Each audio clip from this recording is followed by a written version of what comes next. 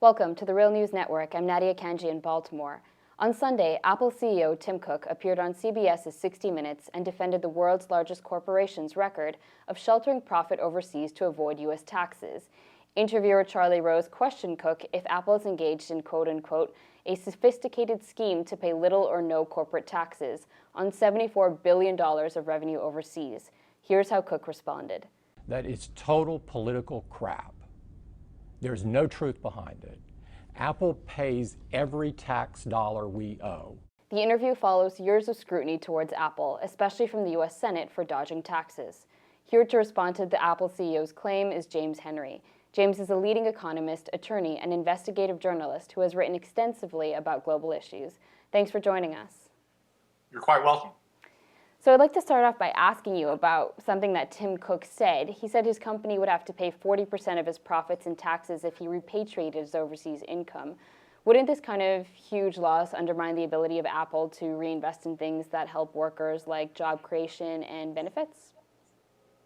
No, in fact, the issue is that Apple has been booking a lot of their revenue and income offshore in tax havens. They're the world leader in terms of using tax havens to avoid tax. And he's missing the point. It's not a question of the legality of what he's doing, but he spends about $4 million a year on lobbyists in Washington, together with all other multinationals, and they help to write these tax loopholes. In 2013, there was a huge Senate investigation that uncovered the fact that Apple had parked it's now about $187 billion offshore in places like Bermuda, Ireland, Luxembourg, and paying about 2.2% tax on that offshore wealth. And many other companies are doing exactly the same thing. It's not a question of legality. This is a question of what is appropriate tax policy. And it's basically unfair for the largest and most profitable companies in the United States, the most successful ones that have taken advantage of all of the attributes of being in the United States, benefiting from our legal system and from the terrific economic base that we have, to simply wash their hands of having to share the costs of government. If Apple doesn't contribute to it, it's actually going to hurt the rest of the economy, small business, and other entrepreneurs who can take advantage of these tax loopholes. And it seems like we talk about how it would benefit workers, but it seems to just benefit shareholders. Can you talk about why it's important to mention that Apple spent the most of any corporation on stock buybacks in the third quarter of 2015, totaling $13.3 billion? Well, we saw the same thing with 60 Minutes and John Chambers of Cisco back in 2010.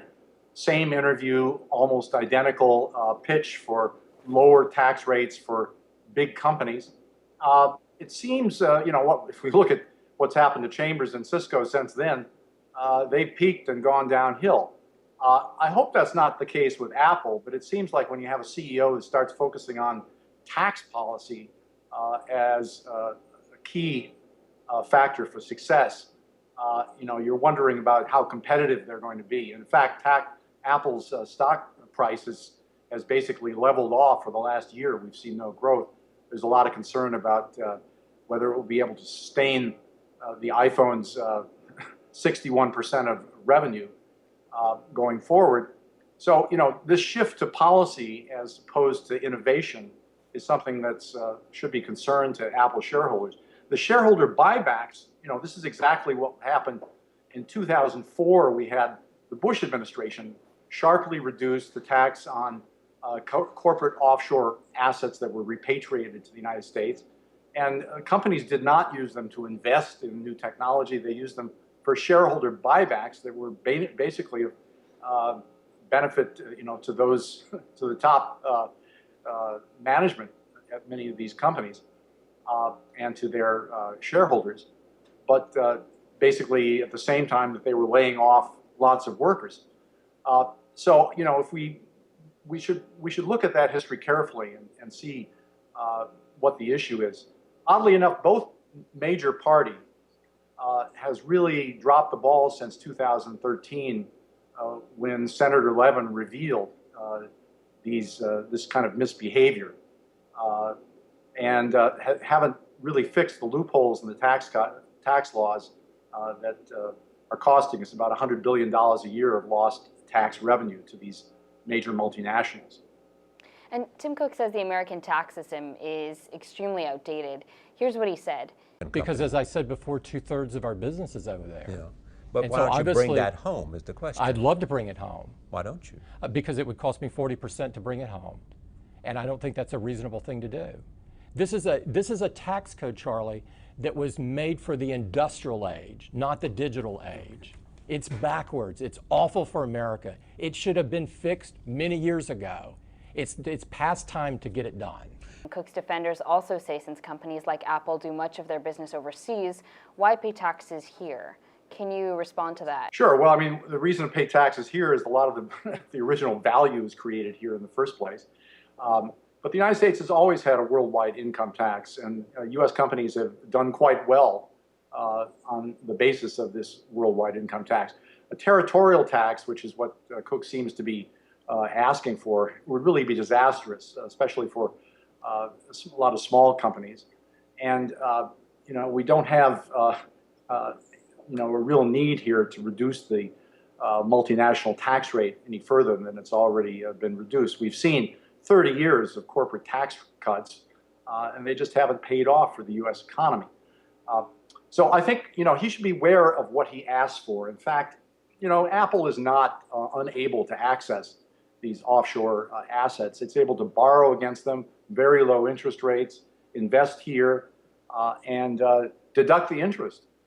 So maybe we need to sit down with Tim Cook and explain to him how he can actually take advantage of these offshore assets that he claims not to be able to invest here. Mm-hmm. But the real point is, if we're going to be heading for an economy in which we get rid of a corporate income tax, I think we're going to have to look at much more progressive rates on individuals.